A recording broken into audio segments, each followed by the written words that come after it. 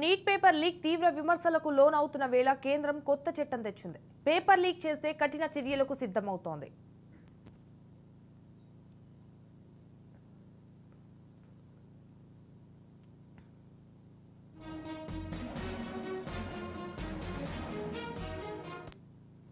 దేశంలో జాతీయ ప్రవేశ పరీక్షల లీకేజీపై దుమారం రేగుతోంది. ఒకవైపు నీట్ ప్రశ్నాపత్రం లీకుల దుమారం కొనసాగుతుండగా యూజీసీ నెట్ పేపరు లీక్ కావడం దేశవ్యాప్తంగా సంచలనంగా మారింది.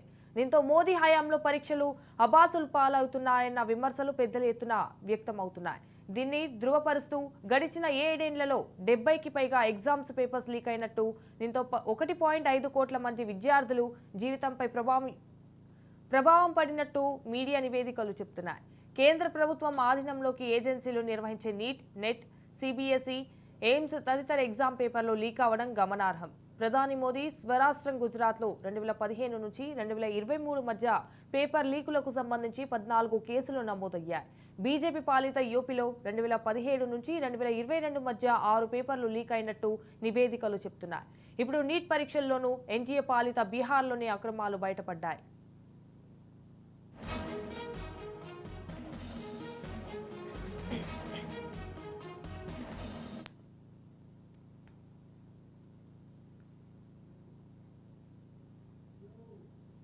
దీంతో ఇకపై పేపర్ లీకులు జరగరాదని కేంద్రం పట్టు బిగిస్తోంది. పేపర్ లీకేజీల వివరణ కొత్త చట్టం తెచ్చింది. The public examinations prevention of unfair means act 2024ను శుక్రవారం నోటిఫై చేసింది. ఈ ఏడాది ఫిబ్రవరిలో చట్టం చేసిన ఎన్నికల హడావిడి మొదలు కావడంతో అమలు లేదని ప్రకటించలేదు. అలాగే గురువారం జరిగిన విలేకరుల సమావేశంలో దీనిపై కేంద్ర విద్యాశాఖ మంత్రి ధర్మేంద్ర ప్రధాన్ను ప్రశ్నించగా న్యాయశాఖ నిబంధనలు రూపొందిస్తోందని, త్వరలో నోటిఫై చేస్తామని ప్రకటించారు. మరుసటి రోజే కేంద్ర సిబ్బంది వ్యవహారాల శాఖ ఈ చట్టాన్ని అమల్లోకి తెస్తూ నోటిఫికేషన్ విడుదల చేసింది.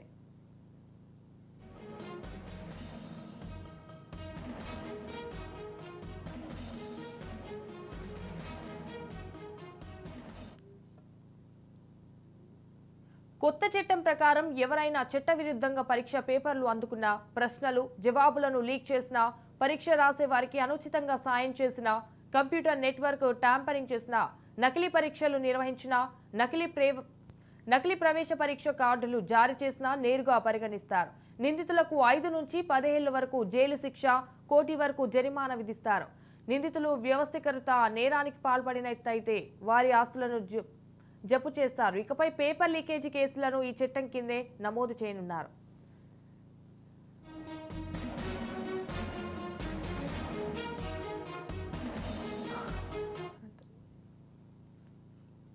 జాతీయ స్థాయిలో పలు ప్రవేశ పరీక్షలకు సంబంధించినటువంటి వ్యవహారాలు విస్తృత స్థాయి చర్చలో ఉన్నటువంటి నేపథ్యంలో ఒక జాతీయ పరీక్షలకి సంబంధించినటువంటి లీకేజు వాటిని అరికట్టడానికి ఒక చట్టం ఫిబ్రవరిలో జరిగితే దానికి సంబంధించిన అమలు నోటిఫికేషన్ విడుదలైంది.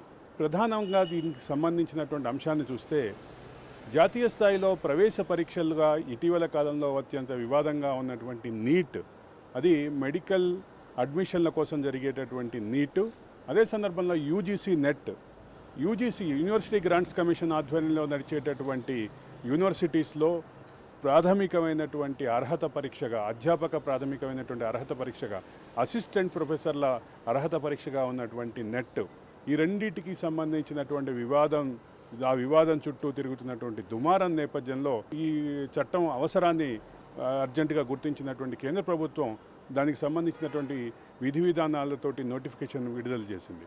ఈ చట్టం కనుక అమల్లోకి వస్తే ఒకవేళ ప్రవేశ పరీక్ష లీకేజీకి సంబంధించినటువంటి బాధ్యులు, అదే సందర్భంలో లీకేజీ ద్వారా వచ్చినటువంటి ప్రవేశ పరీక్ష పత్రాన్ని కలిగి ఉన్నటువంటి అభ్యర్థుల వరకు అందరూ కూడా శిక్షార్హులుగానే భావించాలి.